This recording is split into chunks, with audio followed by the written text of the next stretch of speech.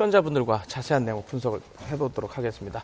자, 김주환 선임 기자. 일단 그 조업 중단이라고 했는데 사실상 폐쇄한 거 아닙니까? 그렇죠. 좀 관심 있게 봐야 될 것은 저는 우리가 주도적으로 참여할 필요가 있다. 이번에 폐쇄 결정을 중국이 그동안 이렇게 북한 제재에 대해서 비공식으로 한국에 대해 개성공단 문제를 사실 걸어낸 게 많았거든요. 그러니까 쉽게 말해서 한국은 북한 근로자들을 사용하면서 우리 보고 쓰지 말라 그러냐라고 했는데 이번에 선제적으로 우리가 이런 대응을 함으로써 북한 근로자들을 사용하는 중국이나 러시아로 하여금 우리가 당사자적으로 개별적으로 주도성을 가짐으로써 이 두 나라로 하여금 너희들도 당신들도 북한 근로자들을 불법으로 하지 말아라. 이런 결연한 의지를 좀 중국과 러시아에 보여줬다라는 것으로 좀 해석할 수 있을 것 같습니다. 네, 정부 발표 내용을 들으면 내일부터 생산 인력은 이제 못 들어가는 거고요. 네. 지금 철수를 위한 인력만 들어갈 수 있다 이렇게 얘기를 했어요. 예. 사실상 언제부터 중단이 된다고 보면 되는 건가요? 일단 지금 발표 내용으로 보면은 이제 생산품은 당장 내일부터 이 공장 라인을 가동을 하지 않겠다라는 의미로 받아들이니까 그렇게 되면은 기본적으로 5만여 명 이상 되는 개성 구시가지에서 이 개성공단 북한 근로자들이 출퇴근을 하는 개념이거든요. 이 출근 버스가 일단 쓸 수 있을 개연성이 크죠. 그러면은 일단은 북한 내부에도 이런 부분에 대해서 지금 발표는 5시에 했습니다만은 한 4시쯤에 1시간 전쯤 북측에 이런 우리 의견들을 통보를 한 거로 전해지기 때문에 북측도 나름대로 이에 따른 절차를 밟으리라고 봅니다. 네. 저 이인배 이사님 질문 하나 드릴게요. 저희가 오늘 사전에 백브리핑한 내용을 보면 정부에서 만약에 개성공단에서 나오는 기업들이 있으면 대체 지역, 그러니까 다른 지역에 공장을 지을 수 있도록 하겠다라는 얘기가 있거든요. 네. 여태까지는 없었던 내용인데 네. 새로운 내용인데 그걸 어떻게 평가하십니까? 그러면 개성공단을 완전히 없애고 다른 곳에 그런 어떤 기업들이 어떤 제조 활동을 할 수 있는 공간을 만들겠다는 뜻으로 받아들여도 됩니까? 네, 일단 보면 개성공단 같은 지금까지 시설 투자비로 한 5천억 이상이 들어갔습니다. 네.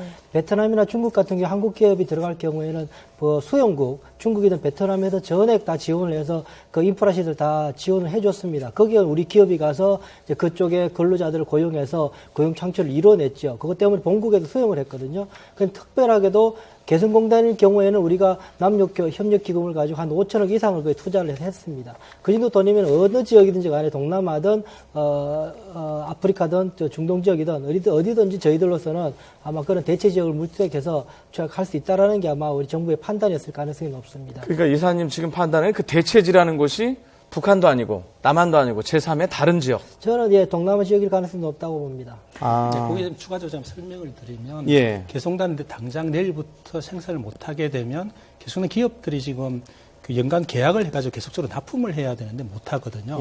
그거에 대한 대체 생산지를 이제 물색을 해야 되는데 새로 지금 국내에서 공장을 지어가지고 생산하기에는 몇 개월 이상 걸리기 때문에 불가능하고 국내에 좀 여유 공간이 있는 공장을 빨리 물색을 해가지고 거기에 우선 인력을 투입해서라도 생산을 계속 할 수 있도록 만드는 이런 쪽에 아마 생각을 하고 있는 것 같고요. 네, 그러면 이 대체 시설 부지라는 것이 사실상 이 중단되는 기간에 기업들의 피해를 최소화하기 위해서 잠정적으로 좀 운영될 그런 공간이라고 봐야 맞습니다. 되는 건가요? 새로운 공단을 조성한다 그런 개념보다는 지금의 기업들의 피해를 최소화하기 위해서 당장 생산을 해야 되니까 생산할 수 있는 데를 물색해가지고 연계를 시켜주겠다는 거죠. 지금 저희가 여기 스튜디오로 좀 취재를 해봤는데요. 개성공단 이제 그동안 우리가 개성공단이 조업 중단 기업들이 손실을 많이 볼 거라는 우려가 많았는데 이런 경우는 이제 남북협력기금을 조성하면서 이런 조항이 정부가 주도적으로 우리 정부가 나서서 이런 폐쇄 상황이 오면 이럴 경우에는 이제 기업이 요구하는 대로 거의 전액 보전해주는 이런 형태가 있기 때문에 우리가 이 기업이 해당 124개 기업 중에서 어느 특정 기업이 부도가 난다거나 이것 때문에 엄청난 손실을 본다거나 이런 우려는 없으리라고 봅니다. 그러니까 우리가 한때 남북협력기금을 1조 원 이상 조성한 경우도 있고 지금도 그 정도 규모의 기금을 마련해 놓고 있다는 거로 알려지고 있기 때문에 이 부분에 대해서 그래서 2시에도 이제 개성공단 그 기업 관계자들을 불러서 이제 당시 설명을 좀 행거로 이렇게 전해지고 있습니다. 네, 왜냐면요, 이 지금 대체시설 부지가 굉장히 눈에 띄는 이유가 정부가 잠정 중단이 아니라 전면 중단이라고 거듭 강조를 했습니다. 그래서 사실상 개성공단이 영구 폐쇄도 염두에 두고 있는 것이 아니냐 이런 생각이 좀 들었거든요. 근데 그건 아니고 일단은 좀 일시적인 운영을 위해서 피해를 최소화하기 위한 것으로 보인다 이런 해석이시고요. 네. 저는 보면 또 하나 아까 기자님 말씀하셨지만 손실 보정 약정이라는 것이 이제 입주 기업들은 다 하고 들어가게 돼 있습니다. 예. 입주하게 거기에 손실 보정을 해주게 돼 있기 때문에 아마 큰 입주 기업으로 큰 피해 없이 아마 보상을 받을 수 있을 길이 있습니다. 자, 지금 입주 기업들 낮에 정부 관계자들 미리 면담을 했단 말입니다. 네. 뭐 어떤 얘기가 오갔을지 대략 짐작은 가는데 반발이 좀 어느 정도일까요? 네, 2시에 아마 개성공단 기업협회 대표단하고 통일부 장관하고 아마 면담을 한 걸로 알고 있는데요. 예. 그게 기업들의 입장에서는 개성공단만큼은 계속적으로 좀 존속을 해달라 요청을 했을 걸로 보이고요. 네. 또 하나 만에 국가 차원에서 결정을 하게 되면 기업들의 피해가 좀 최소화될 수 있도록 여러 가지 아마 이야기를 했을 걸로 보이고 있습니다. 그럼에도 불구하고 아마 개성 기업들의 지금 반발은 계속 커질 걸로 예상이 되고 있습니다. 예. 왜냐하면 지금 당장 생산을 못하게 되면 납품을 못함에 따라서 바이어들로부터의 여러 가지 클레임이 걸릴 수가 있는 거고요. 그다음에 거기에 따른 기업들의 피해가 굉장히 커질 수 있다는 거죠. 그런 것 때문에 기업들은 아직 공식적인 반응은 안 나오고 있는데 매우 지금 당해하고 있는 걸로 보이고 있습니다. 그래서 이 개성공단 쪽은 우리 정부 차원에서 충분히 뼈아픈 결정을 했지만 기업들의 좀 피해를 최소화할 수 있도록 그다음에 기업들이 최소한 도산되지 않고 계속적으로 경영을 할 수 있도록 우리가 정부가 나서가지고 적극적으로 지원을 해야 되지 않나 생각이 됩니다. 저도 몇 번 들었지만 잘 지금 기억이 안 나는데요. 네. 지금 거기에 저희 기업들이 124개 124개 기업이 124개 기업이 가동하고 있습니다. 제가 기억하기로 거기서 맨 처음에 나왔던 제품이 예. 라면 많이 끓여 먹는 양은 냄비 아니에요? 냄비입니다. 통일 냄비라고 냄비였죠. 했습니다. 자, 지금은 어떤 물품들이 많이 생산이 되고 있고? 지금 124개 기업 중에서 보면 거의 한 60% 정도가 주로 의류라든지 우리 이런 쪽 봉제 쪽 기업들이 의류, 많이 봉제. 있습니다. 예. 예. 주로 이제 손을 북한에 이 손재주 줬기 때문에 근로자들의 이 손을 가지고 그러니까 일종의 이제 노동집약적 업종이죠. 이런 쪽 업종들이 많이 들어가 있고요. 그 외에도 이제 전자업종이라든지 기계업종들이 들어가 있습니다. 거기 지금 북한 근로자라고 표현해야 되나요? 네. 대략 몇 명쯤 되는 건가요? 지금 5만 4천 명 정도가 일을 하고 있고요. 매일 이제 출퇴근 형태로 하고 있습니다. 그래서 북한 근로자는 5만 4천 명이지만 실제 가족까지 포함한다고 하면 약 한 20만 명 정도가 개성공단 때문에 그동안 좀 생존을 유지했다 이렇게 볼 수 있습니다. 지금 이제 논의의 틀을 좀 크게 볼 필요가 있을 것 같은데 이제 홍 장관 발표 내용 중에 이제 뉘앙스상으로 우리 스스로가 돈을 이만큼 들이고 이런 식으로 했는데 오죽했으면 이런 결정을 했는데 우리 2013년도의 과정을 좀 되짚어 볼 필요가 있어요. 2013년도 2, 3월에 한미 군사연습을 빌미 삼아서 북한이 4월 들어서 개성공단 북측 근로자들을 전원 철수시킵니다. 철수시키고 그 당시 주도한 게 지난 연말에 사망한 김영남이 이 주도한 거로 이렇게 전해지고 있는데 그 다음에 이제 김양건 죄송합니다. 정정합니다. 9월에 5달 동안 개설을 했어요. 근데 그 와중에 북한이 내놓은 카드가 뭐였냐면은 다시 문을 열자라고 하면서 이산가족 상봉하자 이런 얘기도 막 이렇게 우리 양면 전술을 했어요. 그렇게 해놓고 실제 이렇게 우리는 두 가지 다 받아들일 자세가 돼 있었는데 그 당시에 실제 9월에 들어서 5달 만에 개성공단을 다시 여니까 이 이산가족 상봉 문제를 또 없던 거로 치자 이런 식으로 해서 했거든요. 그런데 우리 정부가 지금 언급한 것처럼 영구히 지금 굉장히 단호한 의지가 전면 중단하는 표현을 썼지만 이것이 우리가 영구히 스스로 폐쇄라기보다는 북측이 하는 태도에 따라서 우리도 대응 조치를 탄력적으로 할 수 있을 것이다. 이런 뉘앙스로 받아들여지고요. 그 근거 중에 하나는 지금 개성 시가지에 들어가는 수도와 전기세도 폐쇄 검토하겠다. 이 부분이 개성시 인구가 한 33만 명 정도 된다라고 하거든요. 이런 부분에서 이건 정부의 우리 단호한 의지. 우리가 지금 이 시점에서 이걸 우리가 일방적으로 폐쇄해서 이 대체 공단지역을 찾겠다. 이런 의미는 아니라고 봅니다. 네. 지금 말씀하신 대로 개성시에 있는 주민들에게 좀 타격을 줄 수 있을지는 모르겠지만 일각에서는 북한에 별다른 타격을 주지 못할 것이다 이런 의견도 있습니다.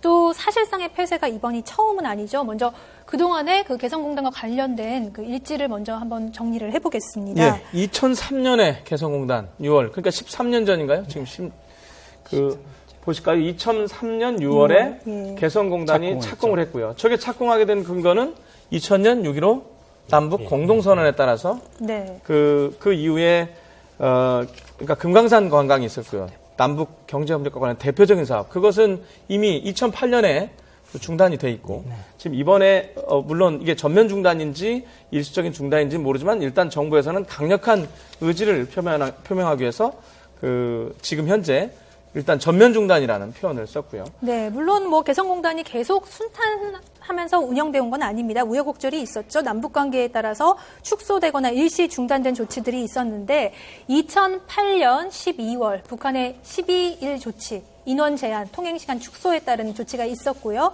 2010년 5월에는 천안함 폭침으로 인한 신규 투자가 금지되는 사건이 있었습니다. 2010년 11월에는 또 연평도 포격 사건으로 인한 개성공단 방북이 일시적으로 금지되는 사건이 있었죠. 계속 또 볼까요? 2013년 2월, 그러니까 이번보다 한 번 앞선 북한의 이제 3차 핵실험이 있었고요. 그리고 2013년 4월에는 북한이 개성공단의 그 잠정 중단을 발표하는데 이때가 아까 김주환 기자께서 언급했던 그때고요. 우리 정부에서도 대응 조치로 개성공단의 잔류 인원을 전원 철수하기로 그때 당시 6.17 통일부 장관이 발표했던 기억이 나고요. 2013년 9월에는 남북이 7차례 이제 실무 회담 끝에 이 사태를 끝내자 해서 5개월 만이었던가요? 네. 그때 다시 재가동하는 그 과정을 겪었던 게 이 개성공단인데 이 이사님, 제가 아까 중간에 언급했지만은 남북 공동선언에 따라서 이제 대북 사업이 크게 두 가지였단 말입니다. 금강산 관광이 있었고요. 네. 이번에 지금 이제 전면 중단이 된 개성공단, 이 공단이 있는데 이렇게 되면 남북 간에 아주 가장 최악이라고 보면 됩니까? 상황이 지금? 그렇습니다. 지금 상황에서는 더 이상 이제 여지가 없어집니다. 지금까지 우리가 연평도 때도 그렇고 천안함 때도 그렇고 그때도 사실 개성공단을 지금 폐쇄하지 않았습니다. 네. 그랬던 것이 이번에 이제 개성공단 폐쇄까지 갔다는 것은 그만큼 사태가 이제 엄중하다는 이야기겠지요. 또 하나 제가 주목하는 것 중 하나는 그겁니다. 오늘 10일 날 오늘 정부가 통일부 장관께서 이렇게 발표한 이유는 오늘 10일 한국 시간 11일 되겠죠. 미 상원에서 대북 제재 결의안이 통과가 될 예정입니다. 네. 또 하나 있고 10일 날 또 같은 시각에 일본도 대북 제재를 결의해서 대북 제재를 이제 추진하기로 되어 있습니다. 그래서 오늘 통일부 장관께서 전면 중단, 주도적 이 두 가지 표현을 쓴 이유가 저는 거기에 있다라고 생각이 됩니다. 저희들이 간과하고 있는 것 중에 하나가 있는데요. 예. 개성공단 근로자에 관련된 처우와 관련돼서 국제사회에서는 그것이 좀 강제적 노역이다, 노동이라는 이야기가 대단히 많이 있어 왔습니다. 네. 비인도적이다는 이야기죠. 아마도 지금 제가 알고 있는 미국 상원에서 검토되고 있는 가드너 법안이나 등등에서 보게 되면 사실은 북한 해외 노동자들에 대한 강제 노동 이야기가 굉장히 많이 나오고 있습니다. 그런데 그 강제 노동 또는 노예적 노동이라고 이야기하는 기본 핵심적인 근거 중에 하나가 뭐냐면 임금의 직접 지불이 되지 않는 경우입니다. 이것이 사실은 해당되는 것 중에 하나가 개성공단입니다. 네. 그런 의미에서 봤을 때는 우리가 주도적이라고 이야기했던 이유도 바로 미국과 일본 등이 중국과 러시아가 가장 많이 있지만 그런 해외 노동자들에 대한 제재를 가하는 데 있어서 우리도 동참하겠다는 의미에서 아마 개성공단에 대한 이런 조치를 취했을 가능성이 높습니다. 그렇게 보게 되면 이번에 조치가 조금 더 포괄적이고 지속적일 가능성도 있다라는 게 제 생각입니다. 지금 정부가 지금 이 박사께서 말씀하신 보충 설명을 좀 들으면 우리 정부가 이렇게 주도적으로 했다라는 데는 지금 사실 핵실험 이후로부터 유엔 제재안이 이제 중국이라는 장벽 때문에 단 한 발짝도 못 나갔거든요. 그런데 러시아까지 이런 장거리 미사일 발사를 러시아까지 굉장히 자기들 국익에 따라서 반대 의사를 표명하고 그러면서도 사실상 그 두 나라는 지금 말씀하신 북한 근로자들을 불법적 채용을 가장 많이 하는 나라들이거든요. 사실상 적게는 6만 명, 많게는 한 23만 명까지. 그래서 얼마 전에 러시아에서 북한 근로자가 분신해서 숨지는 사태도 벌어지고요. 네. 이런 부분에 대해서 쉽게 말해서 중국 같은 경우는 이런 국제법을 어기지 않아도 본인들에 대한 이른바 고용비자 같은 걸 철저히 규정만 하면은 실제 그 해외에서 북한 해외 송출 근로자들의 불법적 처우를 얼마든지 개선할 수 있는 부분이 있는데 그럼에도 불구하고 지금까지 안 했어요. 해당 기업들이 싼 값에 노동력을 쓸 수 있기 때문에 그런 이기 때문에 그런 차원에서 본다면 우리 정부가 이번에 하는 거는 유엔에서 정하는 제재를 기다리기에는 이건 한 세월이 될 수 있습니다. 그래서 윤병세 장관이 언급했던 개별 제재, 한국, 한미일, 호주, EU 이런 나라들을 하여금 개별 제재. 그런데 그중에서도 가장 당사자는 우리나라거든요. 대한민국이기 때문에 우리가 주도적으로 이번 결정을 해서 주변국들로 하여금 이 박사께서 말씀하신 이런 부분도 꼭 이게 그러니까 군사적 대응은 아니지 않습니까? 이런 부분에서도 좀 동참을 해달라 그런 주변국에 대한 압박성 성격도 굉장히 강하다 저는 이렇게 보고 있습니다. 그 개별 제재 그러니까 독자 제재 말씀을 하셔서 그런데 저희가 처음에 그 제재를 논의할 때 그 북한에 대해서 딱히 쓸 카드가 없지 않느냐. 예를 들면 우스갯소리로 대북 확성기밖에 없지 않느냐 이랬는데 오늘 사실상 좀 강한 게 나왔단 말입니다.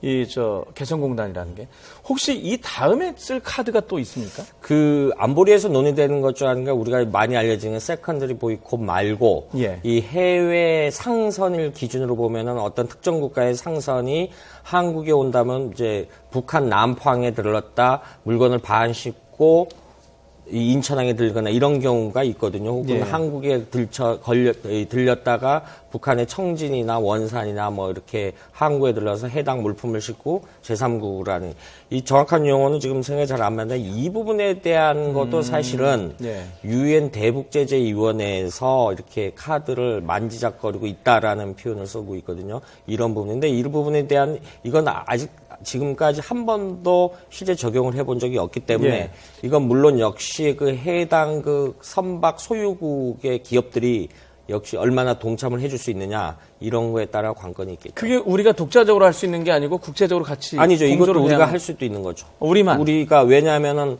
우리가 입항 불허를 하면은 못 들어오니까.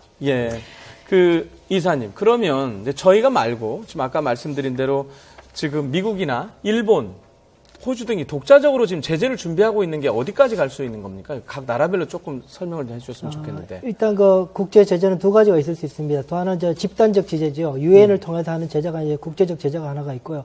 또 하나는 이제 일방적 제재라 그래서 개별 국가들이 하는 제재입니다. 아시는 바처럼 유엔 제재는 중국의 문턱을 넘기가 대단히 어려운 상황이라서 북한이 이 전략적 판단을 바꿀 만한 정도의 아프게 하기가 어렵다, 어려울 가능성이 높다라는 게 국제사회의 좀 대체적인 생각이고, 그렇다면 남은 카드는 개별 국가들의 제재가 남아 있는데요. 가장 핵심적으로 메이저 국가들이 이제 미국, 일본, EU 뭐 이런 국가들이 되겠습니다. 특히 이제 유럽 같은 경우에는 금융망을 주로 이제 유럽을 통해서 거기에 대한 금융 전산망을 거기에서 북한을 방출시켜내는 것이 방법일 수도 있고요. 아까 선박 금수 같은 경우에 기항이라고 그럽니다. 북한을 들렸다가 나오는 모든 선박에 대해서는 금수 조치는 각 국가들이 할 수 있습니다. 할 수 있음에도 불구하고 안 하고 있는 상황이죠. 거기에 대한 정보를 서로가 공유를 하게 되면 그것도 같이 하게 되는데 같이 하지만 정보를 함께 공유해야 된다는 입장에서는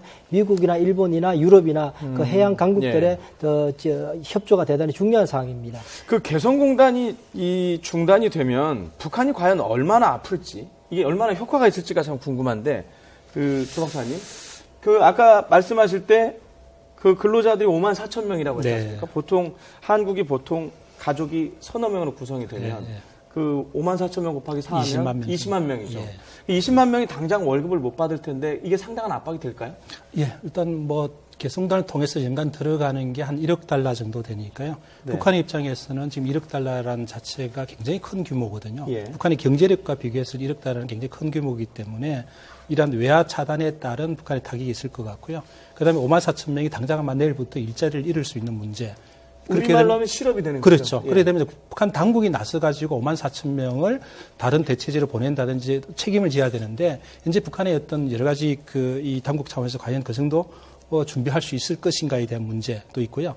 또 무엇보다 중요한 게 현재 김정은 체제에 와서 또 경제 문제를 뭔가 풀려고 또 다른 데 노력은 했거든요. 전국 지역에 한 20개 경제개발구도 발표를 했는데 물론 그동안 뭐 성과도 없었습니다. 이런 와중에 개성공단마저도 이런 상황이 되면 아마 북한에 그동안 계획했던 모든 경제 외자 유치 자체는 물거품이 되지 않을까. 이런 것이 북한에 주는 큰 타격이 더 되지 않을까 생각이 듭니다. 네. 개성공단이 한번 폐쇄가 되면은 다시 복구되기까지는 조금 시간이 걸릴 것으로 보여요. 근데 오늘 정부 발표 내용을 들어보면은 뭐 재가동 시점, 조건 이런 얘기는 좀 빠져 있거든요. 네.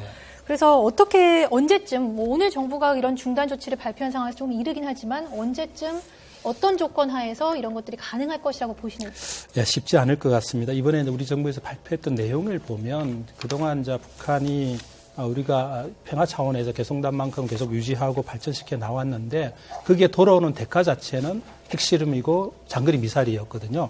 그래서 우리 정부 입장에서도 뼈아픈 결단을 한다고 했습니다. 네. 그다음에 불가피한 조치였다 이렇게 했기 때문에 북한이 이제는 과거에 우리가 북한에 대하던 방식하고는 좀 다른 차원에서 이번에 우리 개성단에 대해서 했기 때문에 단기간 내에 어떤 개성단 문제를 정상화되기는 쉽지 않을 것 같아. 최소한 북한이 핵실험과 장거리 미사일 발사에 대해서 어느 정도 좀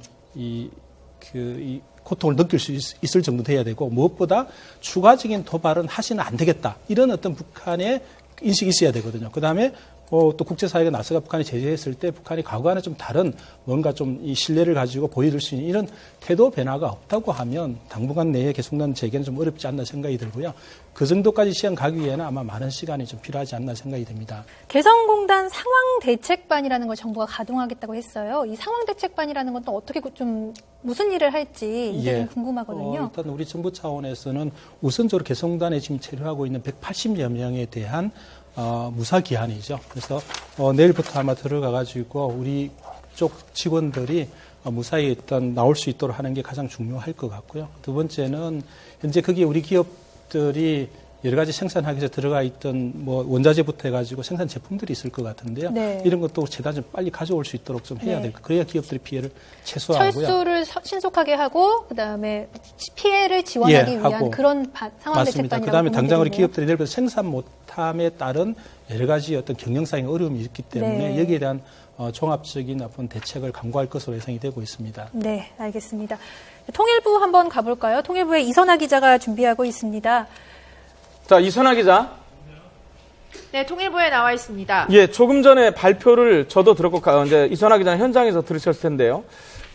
저희도 자꾸 얘기하지만 사실상 공단 폐쇄까지 정부가 검토하는 분위기가 감지되고 있다고요?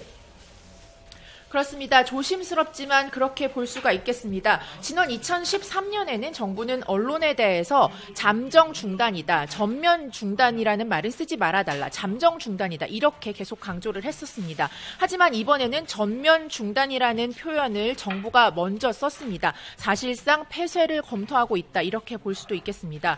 2013년 당시에는 언제든 공단을 재가동할 수 있다는 가능성을 열어둔 상태였는데요. 지금은 북한이 핵을 포기하지 않는 이상 공단을 재가동할 수는 없다는 입장을 사실상 밝혔다고 할 수 있습니다. 정부는 개성공단을 다시 가동할지 말지는 전적으로 북한에 달렸다면서 북한이 국제사회의 핵 우려를 해소해야 한다고 강조했습니다. 북한이 핵을 포기해야 공단을 다시 돌릴 거라는 말이라서 사실상 재가동 여부는 불투명하다고 할 수가 있겠습니다. 자, 이선아 기자. 제가 알기로는 2013년에 그 개성공단이 중단이 될 때도 이선아 기자가 그 통일부를 출입하면서 그때 당시 내용을 들었던 걸로 알고 있는데 이번이 훨씬 더 발언이 강경하다면서요.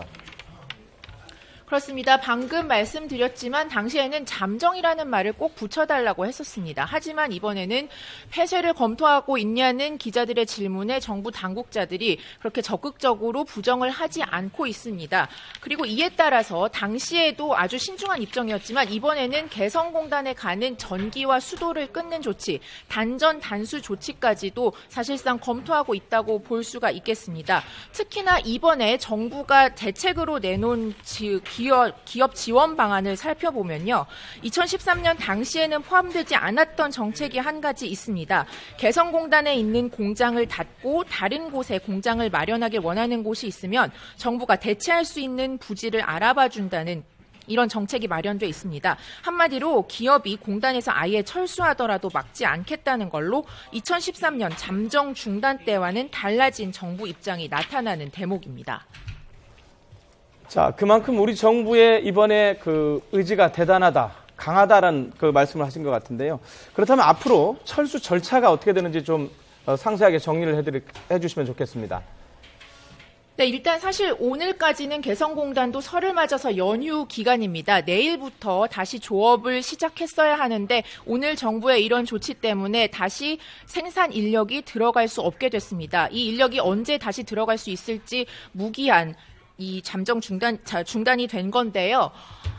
지금 사실 연휴에는 개성공단에 180여 명의 우리 인력이 남아 있습니다. 이 인력은 일부는 그대로 남아서 철수 절차를 당장 내일부터 준비를 하게 되고 또 내일 일부 50여 명이 오전에 개성공단으로 들어가서 또 철수 준비에 추가로 투입이 되게 됩니다. 내일부터 다시 생산 인력들이 돌아갈 예정이었지만 사실상 무기한으로 생산 활동이 중단됐다고 할 수가 있겠습니다. 사실 그 철수 방식과 일정 등을 북측과 협의를 해야 하는데 문제는 북측이 얼마나 협조적으로 나오느냐입니다. 2013년에도 사실 임금 문제 같은 것이 해결이 안 돼서 이 협의 과정이 굉장히 오래 걸렸고 또 마지막까지 우리 인력들이 여러 명 남아 있었는데요.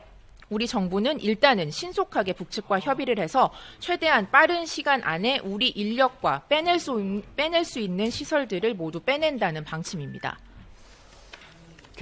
이선아 기자 말을 듣다가 제가 갑자기 궁금해진 게 하나 있는데요. 그 단전 단수 부분인데요. 거기가 개성이지 않습니까? 북한지요. 그러니까 전기와 물을 지금 어디서 끌어다 쓰고 있는 상황입니까? 지금 개성 시내에서 끌어다 쓰고 있는 상황입니다. 그리고 개성공단 주변에서 끌어오고 있는 상황인데요. 이 개성공단에 대한 단전 단수가 중요한 문제인 것은 개성공단에서 쓰는 물과 이 전기가 개성 시내 일반 주민들이 사는 개성 시내의 일반 그런 주택가나 그런 상업시설 이런 곳까지 들어가고 있기 때문에 가장 문제가 되는 겁니다.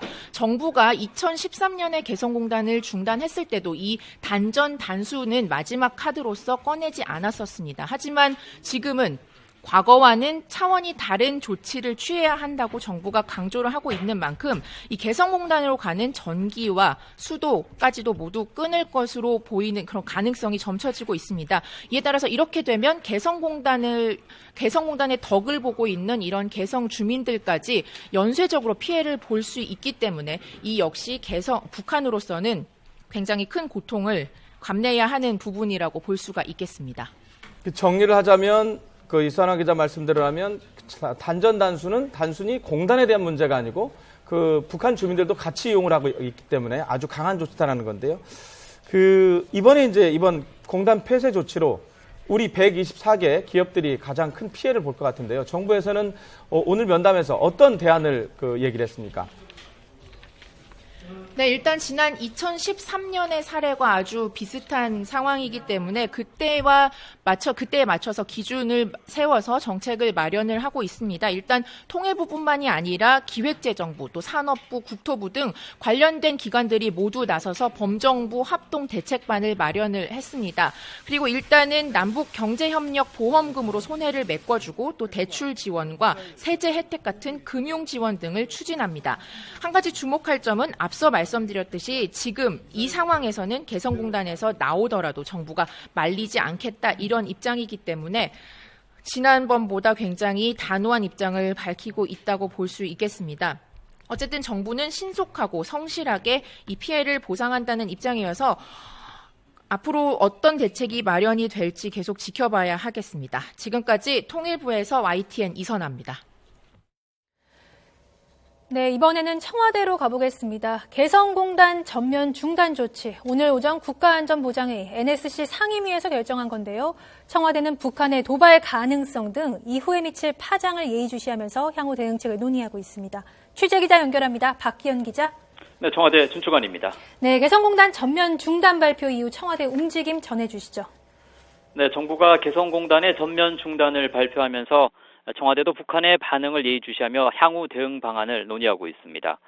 청와대는 오늘 오전 국가안전보장회의 NSC 상임위원회를 열어서 개성공단 조업의 중단을 전격적으로 결정했는데요.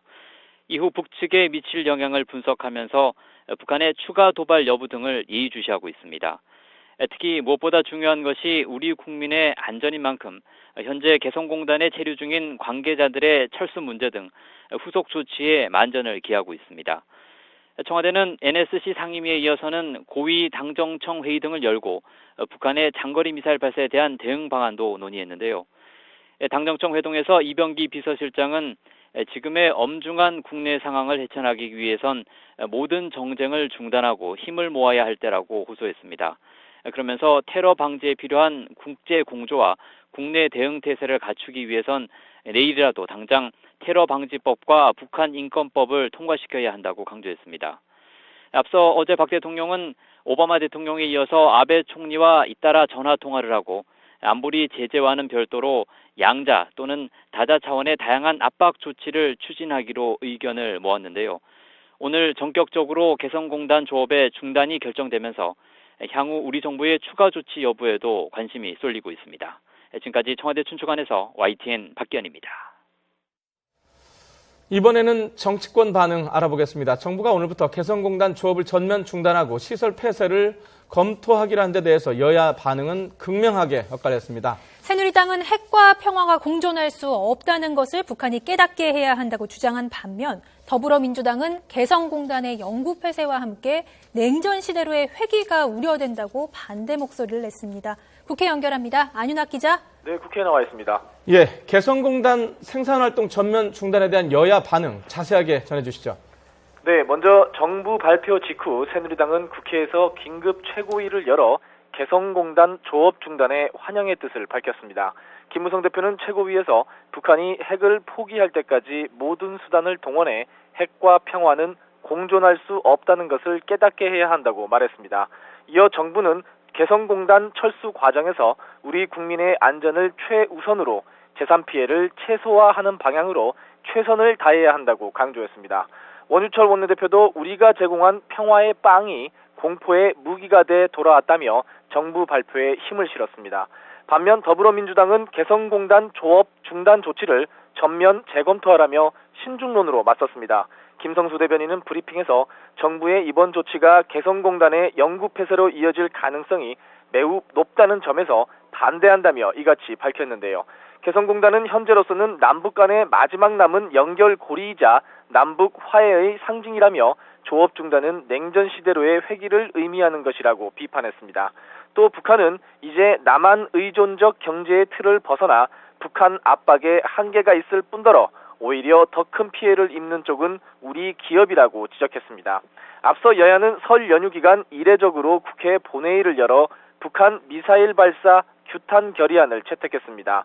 재석 의원 248명 가운데 찬성 243표, 기권 5표로 압도적 찬성으로 가결됐는데요. 결국 여야는 대북 제재가 필요하다는 점에서는 공감하면서도 각각 대북 정책의 기본 방향이 다른 만큼 개성공단 조업 여부 등 강론에서는 이견을 나타낸 것으로 해석됩니다. 지금까지 국회에서 YTN 안윤학입니다. 예, 저희가 지금 속보로 전해드리듯이 정부가 개성공단 가동 전면 중단 결정을 내리면서 개성공단은 첫 삽을 뜬 지 13년 만에 최대 위기를 맞게 됐습니다. 개성공단 착공에서 가동 중단 결정까지 윤현숙 기자가 정리했습니다. 2003년 6월 남과 북의 경제협력의 상징인 개성공단이 첫 삽을 떴습니다. 3년 뒤인 2006년 벌써 북측 근로자 수가 10,000명을 돌파할 정도로 개성공단은 빠르게 성장합니다. 하지만 남북관계에 따라 부침도 많았습니다. 2008년 북한은 남측이 통신, 통관, 통행의 3통합의를 지키지 않았다는 이유로 개성공단 상주 체류 인원을 880명으로 제한하고 통행 시간을 축소하는 12일 조치를 내립니다. 2010년에는 천안함 폭침과 연평도 포격 사건으로 우리 정부가 개성공단 신규 투자와 방북을 일시 금지했습니다. 2013년 2월 3차 핵실험 이후 남북 긴장 속에 4월 북한은 한미 군사훈련 등을 이유로 개성공단 가동 잠정 중단을 발표하고 북측 근로자를 철수시켰습니다. 이후 우리 정부도 국민 보호를 명분으로 우리 측 상주 인원을 전원 철수시켰습니다. 남북은 7차례의 회담 끝에 극적 합의를 도출했고 개성공단은 가동 중단 5개월여 만에 어렵게 정상을 되찾았습니다. 하지만 3년이 지난 올해 4차 핵실험과 장거리 미사일 발사 등 북한의 잇단 도발로 개성공단은 다시 가동 중단이라는 위기를 맞게 됐습니다. YTN 윤현숙입니다. 네, 이번에는 입주 기업들 반응입니다. 정부가 개성공단을 폐쇄하겠다고 밝힌 데 대해서 기업들은 강력하게 반발을 하고 있습니다. 남과 북이 정세에 관계없이 개성공단을 안정적으로 운영하겠다는 약속을 깼다는 겁니다. 조태현 기자가 보도합니다. 개성공단은 2013년에도 북한의 3차 핵실험과 전쟁 위협으로 5달 넘게 폐쇄됐습니다. 당시 120여 개 우리 입주 기업들이 입은 생산 차질 피해 금액은 하루 평균 14억 원. 여기에 거래업체들과의 신뢰 문제까지 고려하면 피해는 훨씬 컸습니다. 정부가 다시 개성공단 폐쇄 방침을 밝히자 개성공단 입주 기업들은 강하게 반발했습니다. 개성공단 없앤다고 해서 향후에 그러면 핵실험 안 하고 장거리 미사일 발사 안 할까요? 폐쇄는 입주 기업 입장에서는 받아들일 수도 이해할 수도 없는 그런 조처입니다. 특히 2013년 개성공단 운영을 재개하면서 정세와 관계없이 안정적인 운영을 하겠다고 합의한 만큼 북한 도발이 공단 폐쇄로 이어져서는 안 된다고 주장했습니다. 2013년도 4월 달에 가동 중단이 됐었고 재가동 합의 시에 어떠한 경우에도 정세에 영향을 받음이 없이 개성공단의 안정적인 운영을 남과 북이 보장한다고 합의했거든요. 기업들의 반발에도 개성공단 중단은 사실상 확정된 상황. 정부는 기업 피해를 최소화하기 위한 모든 지원을 하겠다고 밝혔지만 입주 기업들은 다시 한번 기업 존폐의 갈림길에 서게 됐습니다. YTN 조태현입니다. 계속해서 출연자분들과 얘기 나눠보도록 하겠습니다. 박사님, 제가 조금 전에 이선화 기자한테 질문했던 단전 단수 부분을 다시 한 번만 확인하고 정리를 해볼게요. 지금 북한에 들어가는, 그러니까 개성공단에 들어가는 전기, 물이 어느 지역에서 들어가고 있고 어떤 형태로 지금 분배가 되고 있는 상황인가요? 아직까지 우리 정부 입장에서는 개성공단 단전 단수에 대해서는 검토만 하고 있다 나오고 아직 추가적인 조치는 안 나와 있는데요.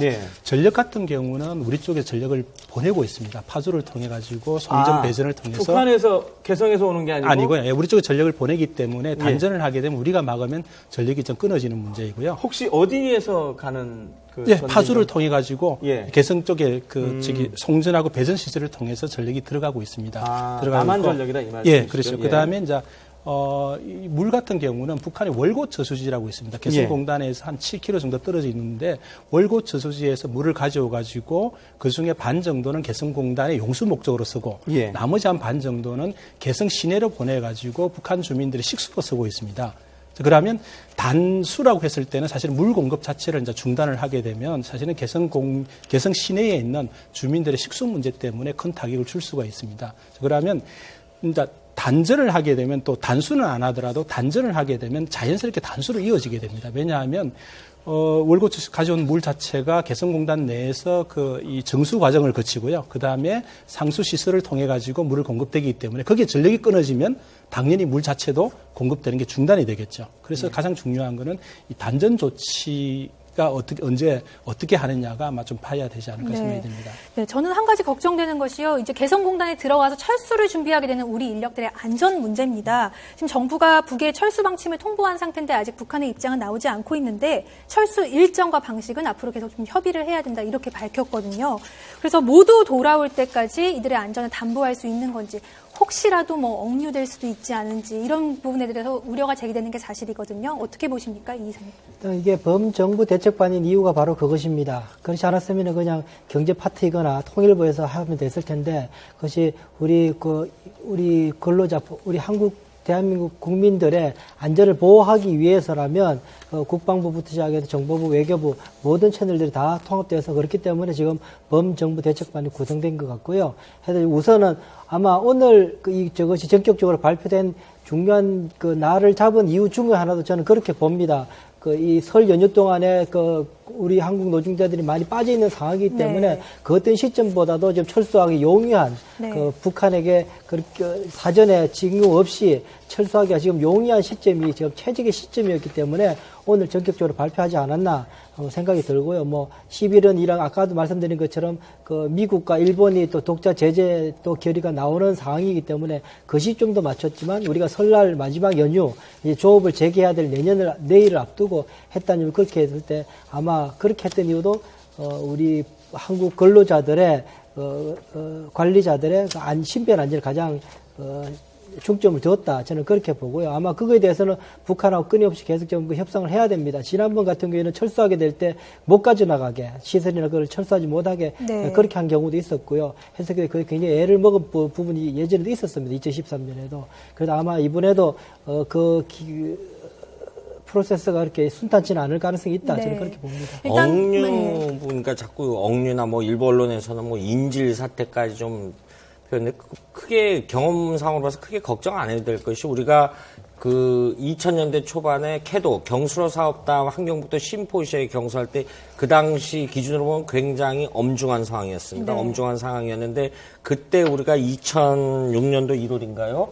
그때 근로자 400명이 철수할 때 그때 우리가 철수 선언을 했었어요. 그 당시에도 물론 중장비라든가 차량이라든가 시설물은 다 두고 나왔습니다. 그때 근로자는 환경북도 신포에서 지금보다 더 나쁜 운송수단에 대해서 400명의 근로자가 남아 있었어요. 그때도 무사귀환을 했었거든요. 이 부분에 대해서는 북한이 우리 일부에서 억류하는 그 자신들도 여러 가지 다목적으로 고려를 하기 때문에 쉽게 우리 근로자들을 억류한다거나 이런 일은 안 할 겁니다. 그래도 저희가 이제 걱정이 되는 거는 왜 안전을 자꾸 말씀을 드리냐면, 김정일 국방위원장 같은 경우는 그래도 어느 정도 남북 간에 얘기가 되는, 그런데 조금 전에 뭐 리영길 처형 소식도 있었지만 공포 정치가 지금 계속되고 있는 김정은 시대란 말이에요. 어디로 갈지 방향을 잘 모르겠단 말입니다. 그래서 이번 사태에 대응하는 방식도 어떻게 될지 모르지 않느냐, 이런 우려가 있단 말입니다. 글쎄요, 좀, 여러 가지 김정은의 독자적으로 모든 일을 다 만기 칠남식으로 할 수 있는 건 아니라고 보고요. 왜냐하면은 지금 북측 근로자들 자체의 성격을 좀 볼 필요가 있어요. 우리처럼 건설 현장에서 일하는 일용직 근로자 이런 사람들이 아니고 5만 4천 명은 북한 내부에서 굉장히 교육을 많이 받고 전문 기술을 가진, 심지어 평양에서 일각에서 이야기 들은 건 평양에서 개성공단 근로자들로 가기 위해서 나름대로 이렇게 이 뇌물을 준다거나 이런 행위까지 벌어지고 있기 때문에 이른바 영향력 있는 집안의 가족들의 근로자들이기 때문에 쉽게 그런 일이 못할 것 같고요. 그리고 군부가 나서서 한다라면 우리 정부도 이제 평소에 이런 지금 안보실장 하는 김관진 안보실장, 국방장관이 이런 부분도 언급을 했기 때문에 북한도 이런 부분 가지고 자기들이 이 소탐 대실은 안 하리라고 봅니다. 네. 일단 북한의 입장은 아직 나오지 않은 상태고요. 그동안의 개성공단과 관련된 일지를 보면 사실상 우여곡절을 겪긴 했지만 우리 정부가 먼저 주도적으로 개성공단을 통해서 북에 제재를 가한 것은 사실상 처음입니다. 그래서 북한이 강력하게 반발을 할 것으로 예상이 되는데요. 어떻게 보세요? 제 생각은 이렇습니다. 일단은 제가 주목하는 인물은 좀 최근에 올 초에 통전부장 겸 대남비서가 됐던 김영철입니다. 그 사람이 아시다시피 이제 총정찰국장을 했습니다. 총정찰국장은 대남 공작 총책이었죠. 그 사람이 사실은 2009년부터 청찰 총국장을 맡으면서 했는 걸 쭉 살펴보시면 아시겠지만 천안함부터 시작해서 디도스 공격, 해킹 등등 해서 목함 지뢰까지 사실은 대한민국의 공개적이지 않은 우리를 어렵게 하는 일들은 다 죄다 하다시피 했던 인물이 이제 통전부장이 된 상황입니다. 제가 그런 상황이기 때문에 아까 기자님께서 말씀하신 것처럼 개성공단 철수 과정 속에서 좀 예상치 않은 어려운 일이 있을 수 있다. 돌발 변수가 발생할 수도. 그 중에 제가 걱정되는 것 중에 하나는 예전에도 한번 어떤 그런 일이 있었는데요. 북한에 우리 있는 체류 인원 중에 한두 사람이 불경죄를 저질렀다 그래서 억류를 해서 한 번 인질로 삼은 적이 있습니다. 불경죄라는 게 어떤? 신문을 꾸겨가지고 북한 신문을 꾸겨가지고 이 김정일 사진을 꾸겼다. 그것 때문에 그때 아마 말썽이 한번 있은 적이 있었거든요. 남북 사업 과정에서 합법적으로 북한에 체류하고 있던 인원들을 인원 중에 그랬었거든요. 근데 아마 제가 볼 때는 김영철 같은 교활한 인물 같으면 아마 그런 철수 과정에서 180명 중에 한두 사람 감시하고 있다가 한두 사람의 말이나 어떤 여러 가지 행동을 보고 아마 체제 반동이나 체제 전복 기운이 있었다, 그런 행동이 있었다 등등을 가지고 꼬투리를 잡아서 다는 아니겠지만 한두 사람을 그런 식으로 응용할 가능성도 있지 않겠느냐. 그걸 가지고 향후 협상에 이용할 가능성도 있다. 저는 그런 생각도 좀 듭니다. 좀 걱정되는 부분입니다. 꼬투리를 잡자면 불경죄로 네, 잡는다는 거. 불경죄라는 게 지금 북한 군부라든가 주요 인사들의 처형하는, 네. 처벌하는 주요 죄목이지 않습니까? 네. 네, 그 전례 없는 그런 일까지 해가면서 상황을 더 악화시키는 일은 좀 없어야 되겠고요. 어쨌든 정부는 우리 국민의 안전 귀환을 최우선으로 하겠다 이렇게 발표를 한 상황입니다. 조금 전에 불경죄 처형이 나온 말씀이 나온 김에 저희가 오늘 첫 소식으로 전해드렸던 리영길 군 총참모장 얘기부터 좀 잠깐 좀 돌아가서 하면 또 어떤 이유 때문에 처형이 됐을까요? 대북 소식통은 비리라 그러는데 북한의 비리는 굉장히 포괄적이기 때문에 특정 지을 수 없고 이 총참모장이라는 위치고 이달초라는 위치로 볼 때 대북 확성기를 막지 못했다라는 가장 큰 것 같고요. 두 번째는 지금까지 북한이 공포정치하면서 김정은 체제하면서 공포정치하는 처형되는 군부 인사들을 보면은 공통점이 있습니다. 이른바 평양에서 계속 거주했던 이른바 정치군인들이 아니고 야전군 출신들이에요. 그러니까 평양 상층부의 하이어라키를 잘 못 알아듣고, 그러니까 김정은 입장에서는 말귀를 잘 못 알아듣는 거죠. 그래서 그런 개연성, 그 근거 중에 하나가 장정남이라는 기존의 5군 단장도 있었고요. 그 다음에 현영철도 야전군 출신이었고요. 그 다음에 변인선 작전국장이었죠. 변인선인 같은 인물로 이런 부분들을 받을 때 그 개연성이 대북 확성기를 못 막았다라는 무조건적으로 막아야 되니까요. 못 막았다는 입장이 하나 있고, 그리고 정통 군부 인사였기 때문에 앞서 우리 김사우 기자가 잠시 언급을 했습니다만은 핵실험이라든가 이런 미사일 발사 관련에 있어서의 어떤 반대 의견을 표현했거나, 또 하나는 불경죄라는 것이 종파분자라고 하면 반역을 얘기하거든요. 불경죄라는 거는 말 실수했을 개연성이 굉장히 크죠.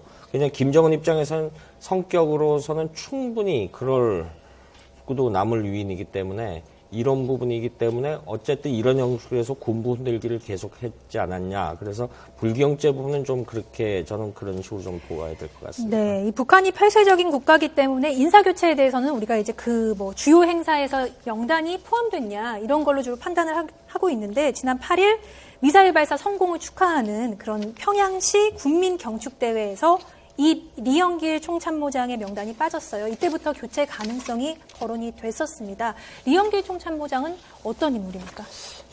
방금 김 기자님도 말씀하셨지만 이영길 총참모장 같은 경우는 전형적인 작전 군인입니다. 네. 3군 단장, 5군 단장하고 작전국장을 하고 그런 식으로 해서 군의 작전통으로서는 아주 유사한 인물들이 이영호, 현영철, 비슷한 성격의 인물들입니다. 이런 사람들이 군 작전에서는 대단히 하죠. 그야말로 군인이기 때문에, 입에 혀처럼 위 사람에 대해서 마음을 맞추는 데는 대단히 서투는 가능성이 대단히 높습니다. 아마 그것이 저는 이영호 때부터 시작해서 김정은의 심기를 건드렸을 가능성이 높고, 그것이 아마 이번에도 이영길이 아마 나가게 되는 중요한 원인이 되었다. 저는 그렇게 봅니다. 조금 큰 틀에서 한번 질문을 좀 드려볼게요. 지금 저희가 북한 핵실험 이후, 그 다음에 이번에 장거리 로켓 발사 이후에 국제 공조를 통해서 이른바 대북 제재를 하려고 노력을 하고 있지 않습니까? 윤병서 외교부 장관도 지금 뉴욕에 가 있고 그런데 지금 그러니까 저희가 이제 가장 주목하는 게 중국인데, 중국이 미적미적하고 있단 말입니다. 근데 저희가 일단 강한 독자 제재 방식의 개성공단 폐쇄라는 카드를 꺼내드렸단 말입니다. 이런 것이 중국이 앞으로 이 역할에 있어서 어떤 영향을 줄까요? 네.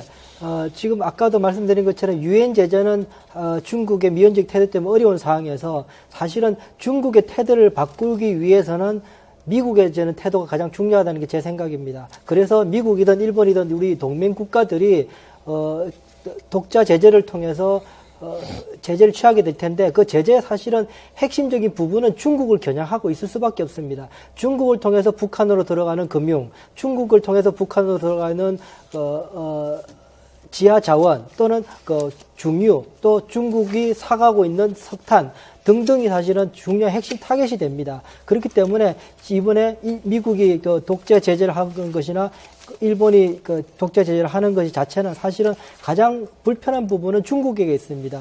흔히 많이 알려진 것처럼 그 세컨더리 보이콧이라는 것이 뭐냐면 북한의 금융기업과 거래하는 삼국의 은행, 삼국의 금융기관 기업과도 제재를 하겠다라고 그러거든요. 그 가장 많은 기업들이 사실은 중국에 포함되어 있습니다. 그러니까는 중국이 북한하고 금융기업 거래를 하게 되면 미국은 중국의 기업들을 제재하게 되는 것입니다.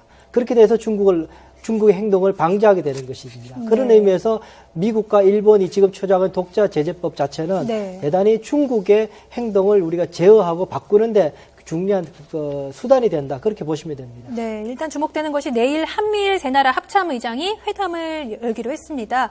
먼저 사드 얘기 당연히 있을 것 같은데요. 우리 합참의장은 뭐 화상으로 참여한다고 하고요. 어떤 얘기 들고 가게 될까요? 네, 지금 뭐 아시다시피 지금 이 북한의 핵실험과 그 장거리 미사일 발사 자체는 미국뿐만 아니라 일본, 당사국이나 마찬가지죠. 한국뿐만 아니라 이 세 나라는 그렇게 묶여있기 때문에 거기에 대한 전략 자산들을 어떻게 공유할 것이며 대처할 것인가에 대한 사유 조율을 하게 될 것입니다. 가장 중요한 건 정보 공유가 가장 중요할 것이고 이건 한미일 정보 공유 협정이 맺어 있기 때문에 그럴 테고요. 그렇게 해서 한번 모여있고 그 다음에는 거기에 따르는 우리가 전략 자산들을 어떻게 운용할 것인가에 대한 상호 미리 사전에 미리 협의를 해놓을 게 있을 것입니다. 또 하나 이제 중요한 것 중에 하나가 이제 사드가 될 것입니다. 사드를 통해서 지금까지 사실 공공연한 비밀처럼 사드에 대해서 이야기가 나와 있었지만 이제는 그야말로 더 미룰 수 없는 상황이 되었고 그것을 이제 구체적으로 위치나 그때에서 구체적으로 협의에 들어가게 될 가능성이 높다고 볼 수 있습니다. 네, 이 사드 문제 좀 구체적으로 논의되고 있는데 한반도에 사드 배치된다면 후보지 어딘지 지금 논의되고 있는 지역들이 있습니다. 먼저 그래픽 함께 보시겠습니다. 네, 현재 거론되는 사드 배치 후보지로는 주한미군 기지가 있는 경기도 평택과 대구, 또 전북 군산 등이죠. 한미 양국은 곧 실무단을 꾸려서 이 중에서 한 개 포대를 곧 배치할 방침입니다. 배치 시점과 관련해서 지금 언론 보도가 엇갈리는데요. 뭐 1, 2주 내에 뭐 할 수도 있다는 얘기도 있고 그게 아니다. 상당히 오래 걸릴 거다 이런 얘기가 있는데 어떻게 보십니까? 지금 바로 배치가 가능할 것 같습니다. 일단 미사일 포대 같은 경우에는 그렇게 오래 걸리지는 않을 것 같고요. 그런데 이제 가장 중요한 건 이제 X밴드 레이더 설치에는 시간 좀 걸릴 수가 있습니다. 그것이 지금 시간이 그래서 아마 시간 편차가 좀 있을 가능성이 있고요. 예, 우선 그렇습니다. 네. 그래서 잠깐 더 말씀을 드리면은 사드 같은 경우에는 지금까지 군사 전문가들이 시뮬레이션을 통해서 해보면 효과를 이야기하는 거 보면 북한에서 50기가 남한으로 미사일을 발사할 경우에 우리가 가지고 있는 한국형 미사일 방어 시스템으로 하면 팩3를 가지고 32기가 필요하다, 50기가 필요하다 그럽니다. 그렇지만은 팩3와 사드가 동시에 하게 되면 32기 정도만 되게 활용하면 된다고 그럽니다. 그대로 많이 효율성이 높아지게 되는 거죠. 그래서 중증 복합 구조를 많이 우리로서는 선호할 수밖에 없는 그런 상황이 됩니다. 네. 예, 지금까지 개성공단 전면 조업 중단, 그러니까 사실상 폐쇄와 관련해서 세 분 전문가들과 함께 얘기 나눠봤습니다. 세 분 수고하셨습니다. 네. 고맙습니다. 감사합니다.